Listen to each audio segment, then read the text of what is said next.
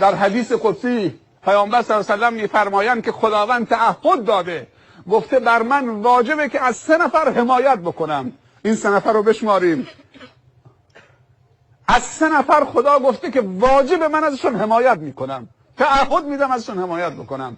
1 مجاهدی که اسلحه دست میگیره برای رضای من و برای نصرت دین من و نشر دین من و قلع و کم کردن کفر و شرک و فساد و ظلم در دنیا حرکت میکنه.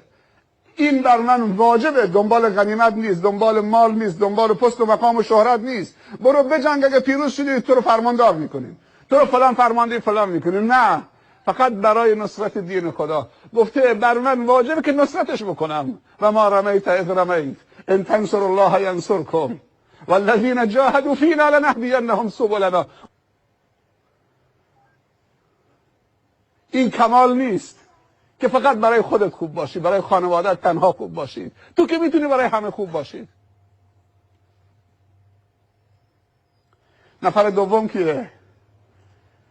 پیامبر صلی الله علیه و آله میفرمایند خداوند گفته اگر جوانی که موانع ازدواج سر راهش خیلی سنگینه، فشار ازدواج و شهوتم اونقدر بهش فشار میاره، قابل کنترل نیسته، هر دری میزنه بازم مانع، و خیلی از این موانع